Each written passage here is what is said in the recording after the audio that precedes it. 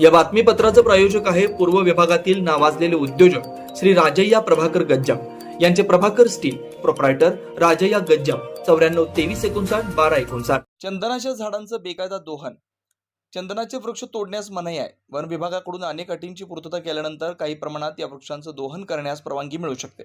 महाराष्ट्राच्या शेजारील कर्नाटक राज्यात चंदनाचे वृक्ष मोठ्या प्रमाणात आहेत. सदर वृक्षांचा व्यावसायिक वापर करणं सुलभ आहे. महाराष्ट्रात चंदनाच्या वृक्षांची व्यावसायिक स्वरूपात लागवड करण्यास शेतकरी वर्ग धजावत नाही. त्यामुळे शेताच्या बांधावर, ओट्याच्या किनारी, डोंगराळ भागात चंदनाची झाडं दिसून येतात. मात्र गेल्या काही दिवसांमध्ये सोलापूर जिल्ह्यातील मोहोळ, मंगळवेढा, पंढरपूर, सांगोला, माळशिरस, उत्तर, दक्षिण, अक्कलकोट, माढा, करमाळा, बार्शी या तालुक्यातील परिसरामध्ये चंदनाच्या झाडांची तोड झाल्याच्या घटना घडत आहेत.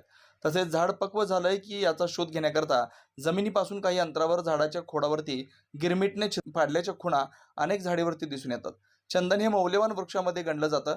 याचा उपयोग सौंदर्य प्रसाधने, अगरबत्ती तसेच रसायनांच्या निर्मितीसाठी होतो. त्यामुळे चंदनाच्या झाडाची अवैध तोड व चोरीच्या घटना घडतात. या घटना रोखण्याकरता वन विभाग व महसूल विभाग आणि पोलिसांनी प्रयत्न करणं गरजेचं आहे. ग्रामीण भागातील चंदनाच्या प्रत्येक झाडांचं जिओ टॅगिंग करणं अपेक्षित आहे, परंतु या तिन्ही खात्याकडून कोणतेच प्रयत्न दिसून येत नाहीत, अशी खंत सामाजिक कार्यकर्ते पैलवान माऊली हेगडे यांनी व्यक्त केली आहे. राज्यकर्ते आणि शासनाने याकडे गांभीर्याने लक्ष देणं अपेक्षित आहे. ग्रामीण भागात पूर्वी ओढ्याजवळ चंदनाची अनेक झाडं दिसत होती, परंतु चंदनाची झाडं दुर्मिळ झालेत. जे झाड शिल्लक आहेत त्या प्रत्येक झाडांच्या खोडावरती गिरमिटनं छिद्र पाडल्याचं आढळलंय. तसंच गेल्या काही दिवसात या ठिकाणी असणारी अनेक झाडं गायब झाली आहेत. चंदन हे मौल्यवान वृक्षामध्ये गणले जाते. गेल्या काही वर्षांमध्ये सोलापूर जिल्ह्यातल्या मोहोळ, मंगळवेढा, पंढरपूर अशा तालुक्यामध्ये चंदनाची वृक्षतोड मोठ्या प्रमाणात केली जात आहे. या वृक्षाला मनाई असताना देखील वन विभाग आणि पोलीस प्रशासनाकडून दुर्लक्ष केले जाते.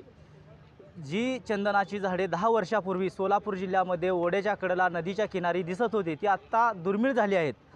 जी झाडं शिल्लक आहेत त्या झाडांना गिरमिटने होल पाडून चंदन तपासले जाते, परंतु चंदन चोरी करणाराला अद्याप ही कोणत्या प्रकारचा दंड होत नाही किंवा त्यांच्याकडे जाणून बुजून शासनाकडून दुर्लक्ष केले जाते. चंदन तोड थांबवण्यासाठी राज्य शासनाने एक चांगल्या प्रकारचं पाऊल उचललं पाहिजे, जेणेकरून आपण एखाद्या झाडाचं जिओ टॅगिंग केलं पाहिजे. त्या माध्यमातून ते झाड पाहता यावं आणि ते तोडण्यासाठी अनेक परवानग्या घ्याव्या लागतात, तेव्हा हे चंदनाचं झाड तोडलं जातं. परंतु बेकायदेशीर चंदनाचे दहन आणि दफन केलं जातं. त्यामुळे शासनाचं जे काही ध्येयधोरण आहेत हे अत्यंत चुकीच्या पद्धती आहेत. त्यामुळे भारतासारख्या देशाला आज वृक्षापासून वंचित राहावे लागत आहे. वृक्षतोडीमध्ये भारत जगामध्ये दुसऱ्या क्रमांकाला आहे.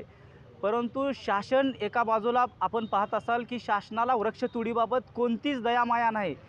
वृक्ष तोडले जातात, चंदनासारख्या मौल्यवान वस्तू तोडल्या जातात, परंतु शासन याकडे जाणून बुजून दुर्लक्ष करत आहे. वन विभाग आणि पोलीस प्रशासन फक्त बघ्याची भूमिका घेत आहे.